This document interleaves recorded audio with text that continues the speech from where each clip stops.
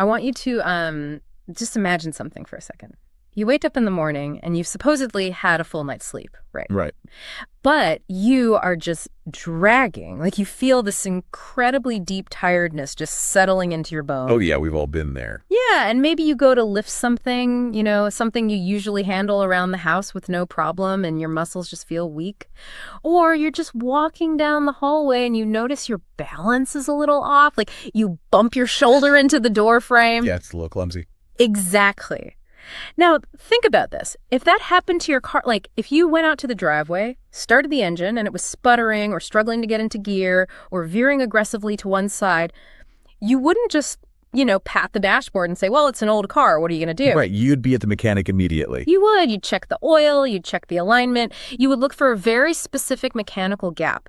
So why on earth, when it comes to our own bodies, do we just shrug and accept that sputtering engine as inevitable? It is a fascinating and, frankly, well, a pretty dangerous double standard. Yeah. Because we demand peak, optimized performance and diagnostics from our machines, right? But we passively accept the structural and neurological decline of our own physical forms as just a given. Just part of the deal. Exactly. And welcome to today's deep dive. We are pulling our insights today from a really illuminating piece of research by the health platform Golden Wisdom Years. Yeah, it's a great read. It is. The excerpt is titled 5 Silent Vitamin Deficiencies Impacting Health After 70. And our mission today isn't to just, rattle off a list of vitamins like we're in a high school biology class. Yeah, well, nobody wants that. Right. Our goal is to fundamentally investigate that exact question you just asked. Like, why do we so readily accept physical decline as normal aging? Right. And more importantly, how can identifying these hidden, totally silent nutritional gaps be the key to maintaining your physical and mental independence later in life? Okay, let's unpack this because I actually want to push back on the core premise right out of the gate. Oh, all right. Let's hear it. So the source text leans really heavily on this idea of the silent deficiency. But if you are falling over in the hallway or you are so exhausted you can barely get out of bed in the morning, how is that silent? I mean, that sounds pretty incredibly loud to me. It's a great distinction to make. And you're right, the damage is loud, the symptoms are loud. Right. But the cause is completely silent. The danger here isn't that the body is failing without making a sound. The danger is that the underlying deficiency develops so gradually that it just completely evades detection. It sneaks up on you. Exactly. And by the time the symptoms actually arrive, you misattribute them. When a decline happens slowly over the course of, say, 3 or 4 years, you just adapt to it. You don't sound the alarm. You just, buy looser shoes? Right. Or you walk a little slower, or you take an extra nap in the afternoon. The source really emphasizes that these deficiencies are hiding in plain sight. They're basically masquerading as the inevitable passage of time. So it's a trap of our own expectations, really. Pretty much, yeah. Because society has conditioned us to view getting older entirely as this narrative of loss. Like, you expect to lose your strength, you expect to lose your memory, you expect to lose your balance. And because you are anticipating that loss, when it finally arrives, you don't even question it. You just accept it. Exactly. It's the myth of normal aging. Yeah, the myth of normal aging. But what Golden Wisdom Years is arguing here is that healthy aging isn't about chasing some miracle cure or pretending you're 25 forever. Right. It's not about Peter Pan syndrome. No, not at all. It's about paying acute, investigative attention to the body. It requires a massive mindset shift from being a passive victim of time to becoming an active investigator of your own health. Okay, I love that. An active investigator. And to investigate, you need to know exactly what mechanisms are breaking down. Which means we need to look at the literal physical framework of the body, the structural integrity, the bones and the muscles. Yeah. Now, the source points to 2 specific culprits here, vitamin D and calcium. We all know calcium is the building block for bones, and the source emphasizes that food sources of calcium remain absolutely critical as we age to maintain that density. Essential. But it was the other half of this equation that really caught my attention, vitamin D. Sunshine vitamin. Yeah, the one everyone thinks they know. Exactly. I always thought vitamin D was just another bone density thing, like drink your milk, get your sunshine, keep your bones strong. Right. But the text explicitly states that low vitamin D levels contribute to muscle weakness, poor balance, and a severely increased risk of falls. Like, it's affecting the muscles. It is. And what's fascinating here is that Understanding how it affects the muscles completely changes the way we look at mobility in older adults. Really? How so? Well, we tend to think of bones and muscles as two entirely separate systems, like scaffolding and then the workers on it. Yeah. But they are a highly interdependent network. You know, it actually got me thinking about a sailboat. A sailboat. Okay, I'm with you. Yeah, like imagine your body is a sailboat. The mast of the ship, that solid, rigid wooden pole going straight up, that's your skeleton. That's your bones, supported by the raw material of calcium over a lifetime. Right, this solid structure. But a massive, heavy mast doesn't just stand up on its own against the wind. It's held perfectly upright and balanced by all that tension in the ropes pulling it from different sides. The rigging? Exactly, the rigging. Those ropes are your muscles. If the ropes get slack, the mast starts swaying and eventually the whole thing just tips over. Wow, that's good. Vitamin D is what keeps the tension in the ropes. I love that analogy. Let's actually push that sailboat analogy even further because it's highly accurate at a cellular level. Oh, really? Yeah. It's not just that vitamin D is the ropes. Vitamin D is actually the biochemical winch system that allows the ropes to be pulled tight. Oh, wow. Your muscle fibers literally have specific receptors for vitamin D. Without it, those fibers cannot contract with full force. So the winches are broken. Exactly.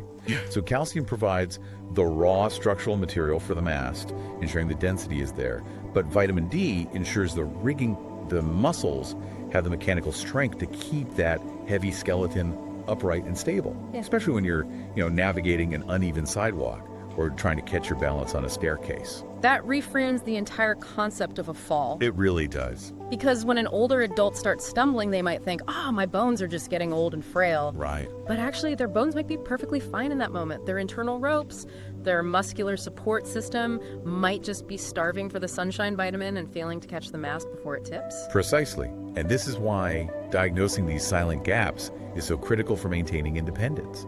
Because a fall is often the inciting incident for a whole cascade of health crises. Yeah, that usually end independence entirely. But if that fall was caused by a quiet, correctable lack of vitamin D weakening the muscles, then that loss of independence was completely preventable. That is just, it's tragic, honestly. It is. But that structural integrity, the mast and the rigging, it only matters if the signals telling it to move are actually getting through. True. The body isn't just a physical structure, it's a massive, complex electrical grid. Which brings us to the neurological network. Moving from the structural to the electrical. Exactly. And the source brings up two major players here, vitamin B12 and magnesium. And I have to say, this is where the text gets genuinely terrifying. Terrifying is absolutely the right word. The stakes jump significantly when we move from the muscles to the nervous system. Yeah. Let's look at the mechanics of vitamin B12. So the text says it supports healthy nerves and brain function.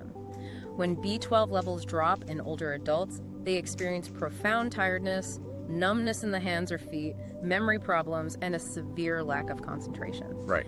And here's where it gets really interesting and, frankly, horrifying. Yeah. If you just read that list of symptoms without context, like numbness in extremities, severe memory problems, inability to concentrate, that does not sound like you skipped your morning multivitamin. No, it doesn't. That sounds exactly like the onset of severe, irreversible, age-related cognitive decline. It sounds like dementia. Yes. It sounds like permanent neurological decay. Yeah. And this is the ultimate tragedy of misattribution that we touched on earlier. Let's spend a moment really exploring the psychological weight of this. Yeah, please. Imagine being 75 years old. You start forgetting your grandchildren's names. Your memory is slipping constantly. Your feet feel tingly and numb, so you're struggling to walk with confidence. That would be so scary. The immediate assumption, driven by everyone around you and that cultural myth of normal aging, is that you are losing your mind and your mobility permanently. Your family starts having those whispered conversations in the other room. Yep. They start looking into assisted living facilities. You lose your confidence. You stop going out to see friends. You hand over your car keys. Your entire world just abruptly shrinks. Because you believe the engine is fundamentally unfixably broken. Right. But the mechanism of B12 tells a completely different story. Oh, so? Think of your nerves like copper electrical wires. B12 is essential for producing myelin, which is the protective rubber insulation wrapped around those wires. Okay, the insulation. If B12 drops silently over years, that insulation starts to fray. The electrical signals from your brain to your feet or the signals retrieving a memory, they start short-circuiting. Oh, wow. It mimics dementia flawlessly. But the source is telling us that this terrifying cascade could, in some specific cases, be a simple, easily correctable shortage of vitamin B12. That is staggering. The idea that someone could be mourning the loss of their own mind, surrendering their independence when all they are missing is the insulation on their internal wiring. Yeah. It makes you wonder how many thousands of people are living with that fear right now, totally unnecessarily. It's an agonizing thought. And it really underscores why this investigation into silent deficiencies isn't just about feeling a little more energetic. It's about preserving a person's agency in their very identity. Absolutely. But as you mentioned, B12 is only half of this neurological equation. The text pairs it with magnesium. Right. Magnesium. The source states that magnesium helps muscles relax properly and supports healthy heart and nerve function.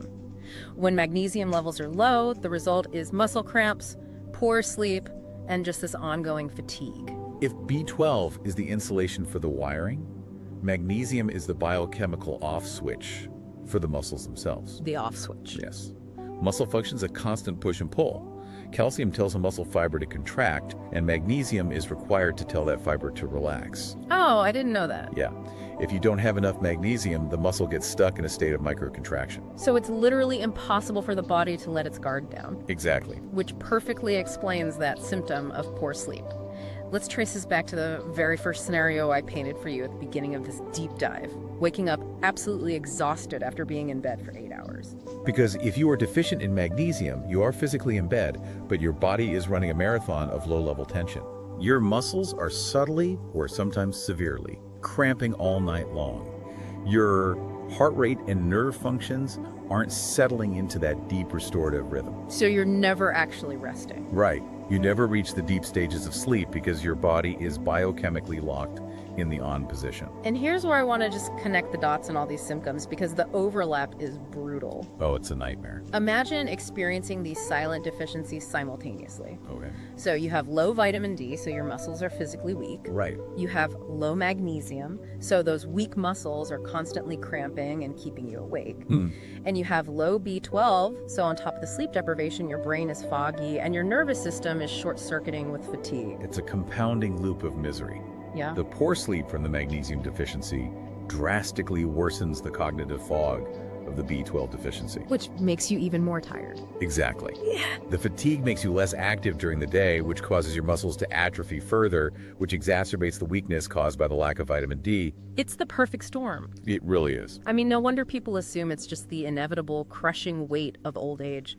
The symptoms perfectly mimic a systemic, unrecoverable breakdown. They do. It mimics a structural collapse when in reality, it's a maintenance failure. A maintenance failure, that's a great way to put it. Which actually provides a perfect bridge to the fifth and final silent deficiency outlined in the text.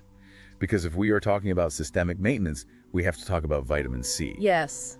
I feel like vitamin C desperately needs a PR rebrand. A rebrand. How so? Well, the source points out exactly what our cultural reflex is.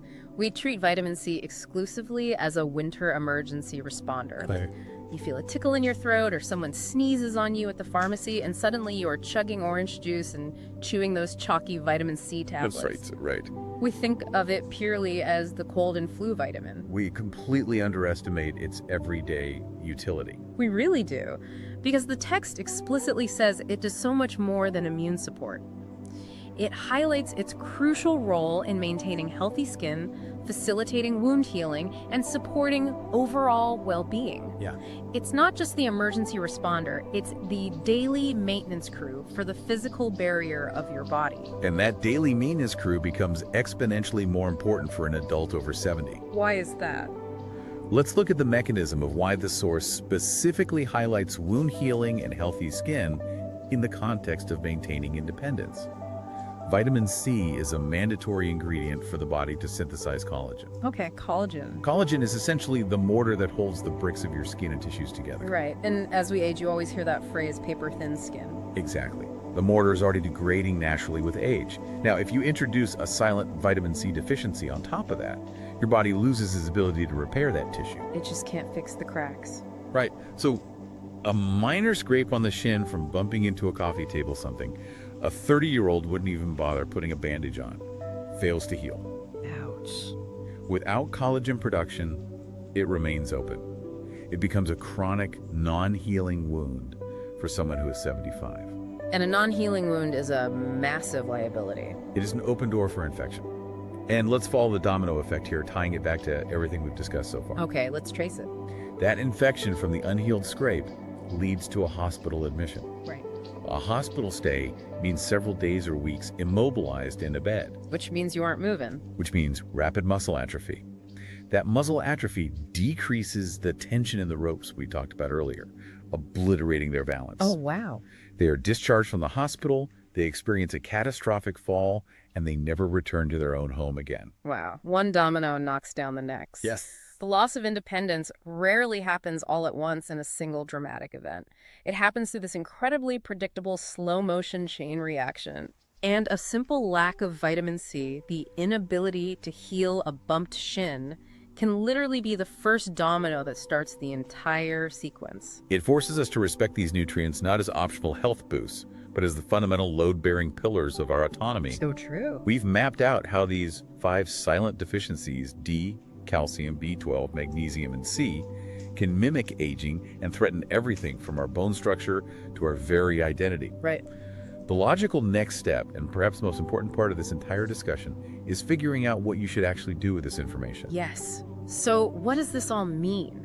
Because human nature being what it is, if I'm listening to this right now and I'm thinking, you know what, I've been exhausted for months, my balance is a little off, my sleep is terrible, my immediate impulse is to drive to the grocery store, grab a basket, and buy the biggest, highest dose bottles of these 5 vitamins I can possibly find. The impulse is strong.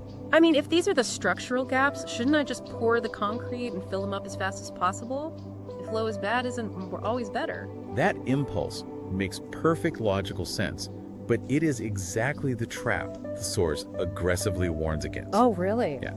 The text is very explicit here, and it's worth quoting directly. It says, remember, these symptoms can have many different causes, and only a qualified healthcare professional can determine whether a vitamin deficiency is involved. Okay, so it might not be a vitamin thing at all. Exactly. And crucially, it adds, never start high-dose supplements without medical advice. So we cannot treat our bodies like a DIY chemistry experiment. You can't. The body isn't a simple math equation where you just dump isolated chemicals into a beaker until the scale balances. Right. These biological systems are intricately connected. These vitamins interact with each other. They interact heavily with prescription medications you might already be taking for blood pressure or cholesterol. Oh, I hadn't even thought of that. And in some cases, a severe overabundance of a fat-soluble vitamin could be just as toxic and damaging as a deficiency. So more is definitely not always better. No. The goal isn't to become our own amateur pharmacists. Right. The goal of understanding the mechanics of these 5 silent deficiencies is entirely about empowerment in the doctor's office. It's about gathering actionable data. Exactly. It's about having what the Force calls an informed conversation. An informed conversation. Think about the difference in outcomes based on how you communicate with your physician. If you walk into a clinic and vaguely say, I just feel old, I'm tired all the time, and my memory is slipping.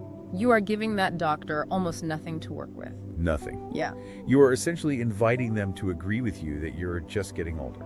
You're feeding into the myth of normal aging for them. Exactly.